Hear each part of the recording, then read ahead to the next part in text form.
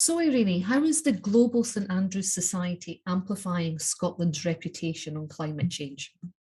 Yeah, so we've been working really hard with a number of organizations around the world to use our network to amplify the message of climate change. We've been working with the Scottish Fuel Change, Scottish Net Zero community.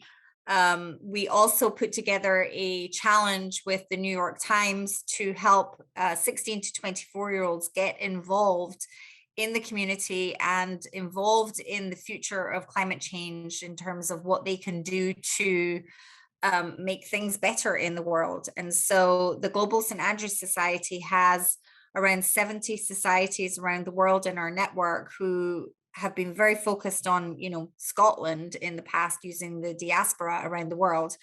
And these people are receiving information from, through the Global St Andrews Society from Scotland to help amplify messages in their areas as well. And so we are technically a kind of connecting framework for all of the local societies around the globe. I just want to take a step back there because you've mentioned there's over 70 Global St Andrews societies around the world. You're kind of connecting hubs. So 70 local societies. 70 local. Mm-hmm. So what is the Global St Andrews Society all about then, and why is it important? Thank you. So we're really a framework, a connecting framework for all of the local St Andrews societies around the world. So if you can imagine, there's chapters in Singapore, there's a chapter in Malaysia, there's a chapter in China, there's many chapters in the United States of America. And all of them are celebrating Scottish culture and Scottish heritage in their own local way. And so, I've spoken to many of the societies, and while their mission and their memberships kind of vary, they all still share the same Scottish common values to support Scottish culture, to share Scottish culture, and to celebrate in their local communities with the Scottish diaspora that they have.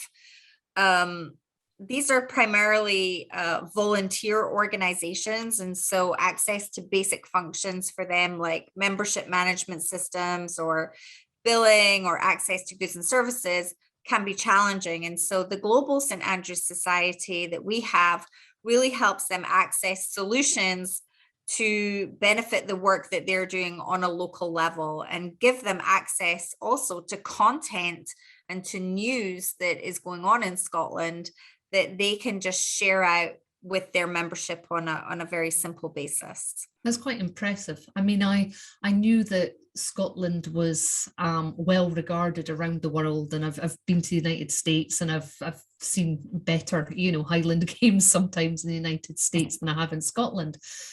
But to really realize that scope of 70 chapters that you've got and a global community all connecting, that's really impressive. And you talked there about celebrating Scottish culture and sharing news about what's going on. So a lot of the time when people think about Scotland, they think about tartan, they think about bagpipes, they think about Loch Ness Monster, might even go on a few more in terms of the stereotypes that we've got. But what really is the reputation of Scotland on a global platform? That is such a great question. Scotland, its brand perception outside of Scotland, there's a lot of people who do think haggis, tartan, whiskey, bagpipes, Nessie. And that's probably the first thing that they think when they think of Scotland, in addition to our great castles and scenery. And it's not known as well for its innovation and its leadership in technology. And I think I'm both kind of enamored and frustrated at times with the international perceptions of Scotland as a country by many people around the world who have or have not visited and spent time with Scots. We have a great legacy in, the tartans and the whiskies behind us. But what is most important to me now, and I think to many people specifically when it comes to climate change, is that we not only focus on our past and our heritage, but we spend more time pointing to the future. Scotland has a great number of inventors. We're a nation of inventors. And at this time, it's important that we really focus on our contributions in the technology on the global stage with respect to climate change and share that message out.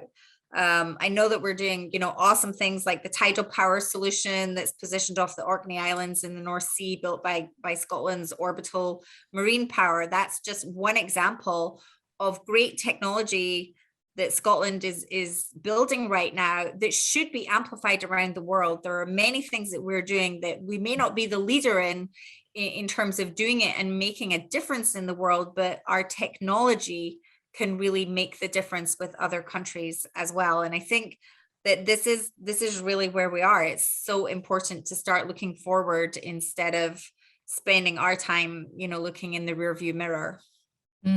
So if you look forward, I mean, you talked about Scotland's capacity for innovation and leadership, especially in tech. So how do you see Scotland's future being talked about 10 years from now? If you fast forward, not even 10 years, let's go to 2045 and do a little bit of a fast forward exercise here, Irene.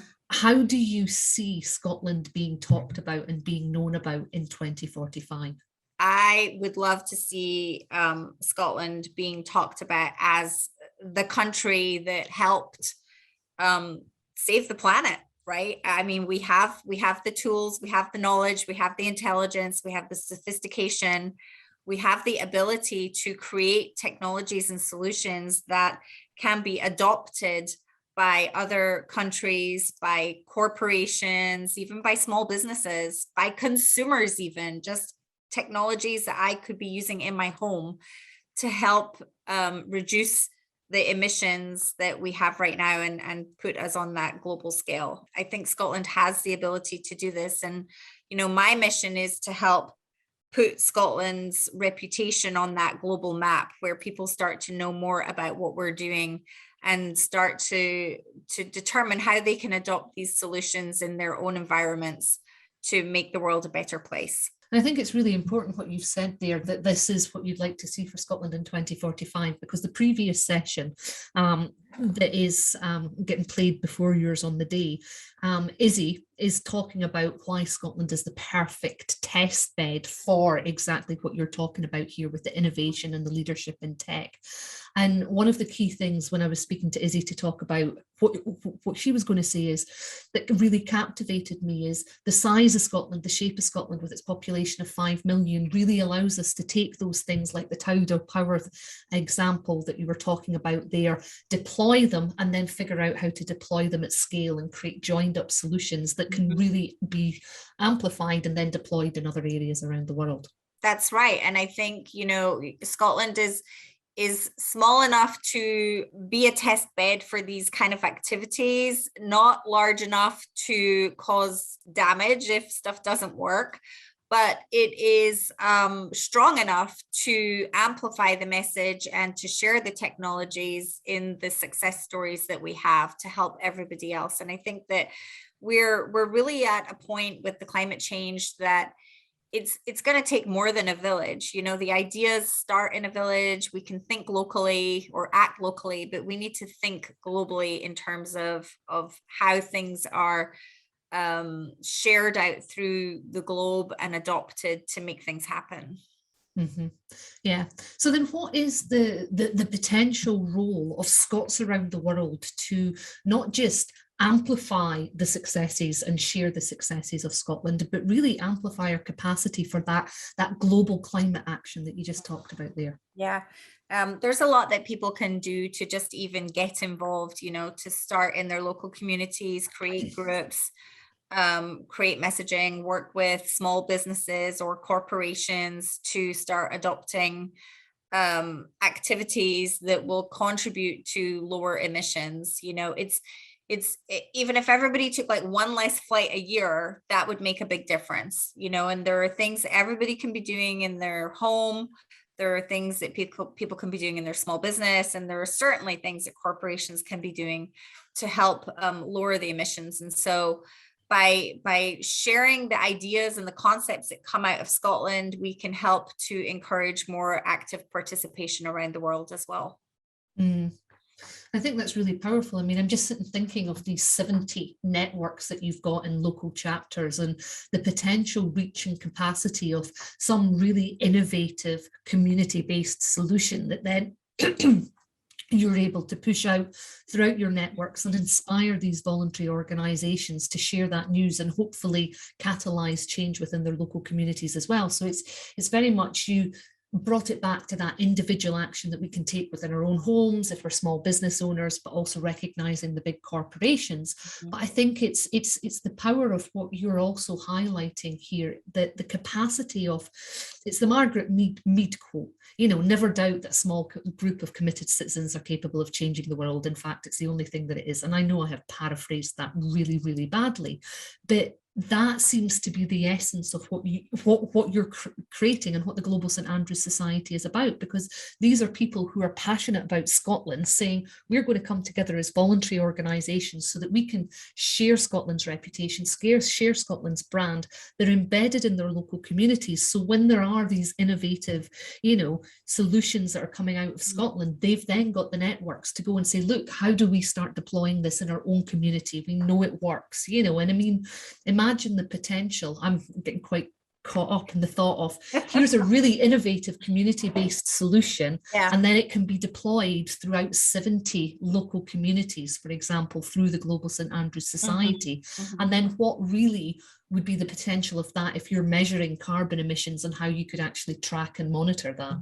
Yeah, I mean, that's exactly the model. And so all of these different communities are working on their own to do what's right for their community, their people. You know, the Scottish diaspora is everywhere around the world, and that's what makes it work, because we're already starting with a receptive audience. You know, here you have Scottish people who are living overseas, or people who have family from Scotland, you know, or lineage. You know, my great grandmother was a McLaren, and they have an interest already. And so it's not like you're trying to share something that people don't have an interest in knowing about. The connection is Scotland. And I think this is something that many Scots who are living in Scotland kind of underestimate, the power of the Scottish brand in itself. Scotland has a very strong brand outside of Scotland, and it's something that can be capitalized in on a lot more than just the tartan and the whiskey trades. You know, we can use the diaspora of Scotland and our networks to share out more important messages that have a more immediate need, you know, for people's attention. Mm-hmm. Yeah. And there's 2 points there which I think are really powerful. You know, you're mentioning people have connections and roots back to Scotland. And I once read somewhere that there are more people with Scots ancestry in the United States alone than there is in Scotland. And that for me is mind-boggling, to sit and think of this connection and this relationship of how that could be used to catalyze action simply through those roots. But it goes on to just on that point, actually, for scale and reference, the Pleasanton Highland Games in California is, I believe, the world's largest Highland Games ever. And just for scale, there is 50,000 people that will attend one weekend of the games. Wow. You could imagine that versus the Highland Games in Crieff, which I love to attend. But there's not 50,000 people there. I mean, the scale of what we're talking about here is pretty powerful. You know, when you think about the amplification, it truly is amplification, you know, outside of Scotland. Yeah, and I'm just thinking of what's the potential then to, you know, use something like the Highland Games that you've just mentioned there to mobilise 50,000 people with a connection to Scotland to really amplify that movement. And, you know, the second point that I wanted to come back to was this brand that you keep on talking about in terms of Scotland. And I think, you know, it's interesting for people being in Scotland, and I've lived in Scotland, Irene, and I've lived abroad. And it was only when I was able to step out of Scotland and look back, I was like, wow, That's a lot cooler than what I actually think it was or Yeah. thought it was growing up. You know, I'm able to see with different eyes. And I'm kind of wondering if that's part and parcel of the passion that you're talking about here with the diaspora, that you're able to step out of your own country and turn around and go, actually, that's got a lot of good stuff that we maybe Yeah. didn't take, you know, didn't recognize, didn't appreciate, and we want to cultivate that a lot more because we can see it differently now. But that is absolutely correct. And I will tell you on a personal level, I grew up in Edinburgh. I was educated in Edinburgh, and then I backpacked around the world for a year. And I went all over the world, you know, India, Malaysia, Singapore, Australia, the US, Hong Kong. And it wasn't until the day that I landed back into Edinburgh, I flew into London, I got the train up to Edinburgh, and I came out of Waverley and I saw this huge, magnificent castle on the hill. And I was like, oh, I had no idea. The city that I grew up in was by far the most beautiful city that I had seen in my life. And I'd been to all these other places and I had never appreciated what I had on my own back doorstep until I'd seen everything else. And so the perceptions of Scotland outside of Scotland are truly magnificent. People think Scotland is such a beautiful country. It's got great history. The architecture is astoundingly gorgeous. It's fabulous. And that's what's really known. And what I think needs to be done now, and where we're really trying to highlight, is the forward future thinking Scotland. You know, all the other things that Scotland is doing to contribute to the world's technology, the modern world, and the innovation that's happening. That needs to be a stronger part of our brand as a country. And we're making small steps there. And I think that we have a big opportunity for us. And I think it's almost, isn't it, going back to remember the times of the Enlightenment as well. You talk about Edinburgh, and I like reading up on my own history and stuff. And I remember reading that it was because Edinburgh was small enough that you could go for a walk and you could bump into all these great thinkers, that, you know, we actually have a who's who of inventors, Scots who made the world, you know, and you go through it and it's like, oh, the women's movement came out of Scotland, or, you know, here was penicillin, the telephone, the steam engine, this and that. And I think we sometimes forget our capacity as inventors and technology. And even if you look at John Muir, who is renowned as a naturalist, you know, in California, he also had this real passion for technology as well. And he kind of recognized that you had to balance technology and nature together at the same time. And what I really love about what you're saying is, you know, it's like, let's focus on the future, but actually, you know, we've got it already in our past, and maybe it's actually emphasizing that this is our past history as well, and this is what we can contribute moving forward. That's absolutely correct. I don't quote me on this, but I do believe that Scotland has more inventors per capita than any other country around. And we have contributed hugely already to the global platform of the technology in the modern world that is being used today. After COP26 is been and gone from Scotland, what do you want the legacy to be from the next 2 weeks, or from these 2 weeks? I think the legacy is that people feel engaged, they feel motivated, and they feel empowered to do something. Right now, I'm concerned that too many people feel that something very desperate needs to be done, but nobody has the power to do it themselves. And I'm really hoping that out of COP26, that every single person who has attended feels that there is something that they can contribute to make the world a better place. Awesome. Thank you so much, Irene, for taking the time to join me today and record this conversation for all our Scottish Net Zero community members. You're very welcome. It was a pleasure. Thank you.